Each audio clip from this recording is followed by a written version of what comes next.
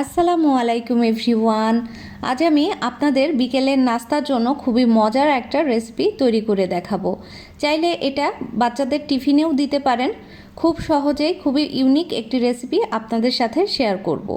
তো ফার্স্টেই আমি একটা সস তৈরি করে নেব, এজন্য নুডলস এক সাইডে রেখে দিচ্ছি। একটা বাটিতে নিয়ে নিলাম হাফ টি স্পুন গোলমরিচ গুঁড়া, half teaspoon chilli flakes, 1 teaspoon soy sauce, 1 teaspoon নিয়ে নিচ্ছি টমেটো সস, নিয়ে নিব 1/4 টিস্পুন চিনি। এই সসটাকে ব্যালেন্স করার জন্য একটু চিনি দিতে হবে। দিয়ে দিব 1 চিমটি পরিমাণ লবণ, 2 টেবিল চামচ পরিমাণ পানি দিয়ে আমি সসটা খুব ভালোভাবে মিশিয়ে নেব। এই সসটা আমরা নুডলস যখন রান্না করব তখন ব্যবহার করব। তো সসটা রেডি হয়ে গেছে। এবার আমি চুলাতে পর্যাপ্ত পরিমাণ গরম পানি করে নিয়েছি।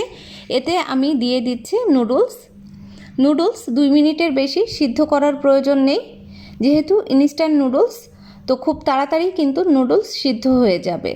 আর নুডলস সিদ্ধ হওয়ার পরে অবশ্যই যখন আপনারা পানি ঝরাবেন একটু ঠান্ডা পানি দিয়ে ধুয়ে নেবেন, এতে করে নুডলস কিন্তু আর স্টিকি হবে না।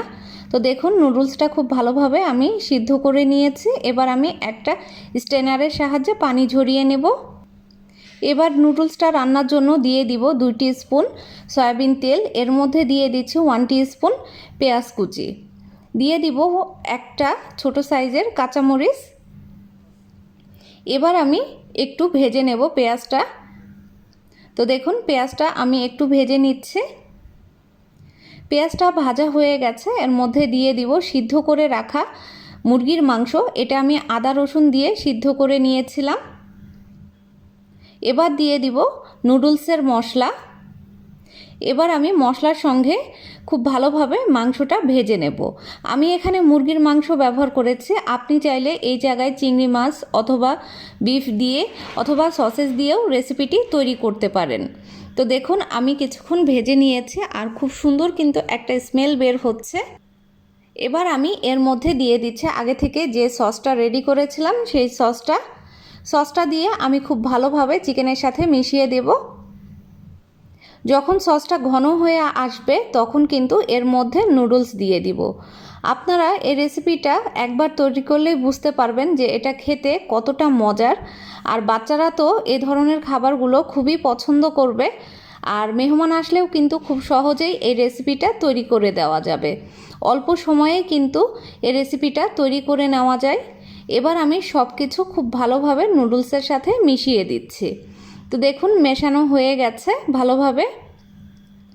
এবার আমি এর মধ্যে দিয়ে দিব 2 টেবিল স্পুন ধনিয়া পাতা কুচি। আপনি যদি ধনিয়া পাতা খেতে পছন্দ করেন তাহলে অ্যাড করবেন, আর যদি পছন্দ না করেন তাহলে স্কিপ করলেও চলবে।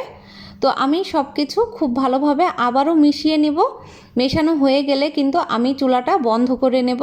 আর চুলা বন্ধ করে কিন্তু এই নুডলসটা গরম গরম সার্ভ করবেন, এতে করে এটা খেতে কিন্তু খুবই ভালো লাগবে। ঠান্ডা হয়ে গেলে কিন্তু এই রেসিপিটা খেতে অতটা ভালো লাগবে না। তো আমি সার্ভ করে নিচ্ছি। আপনারা দেখেই বুঝতে পারছেন যে কত সহজে এরকম একটা নুডলসের রেসিপি তৈরি করে নেওয়া যায় হাতের কাছে থাকা উপকরণ দিয়েই। আজকের রেসিপি এ পর্যন্তই। সবাই অনেক বেশি ভালো থাকবেন। আল্লাহ হাফেজ।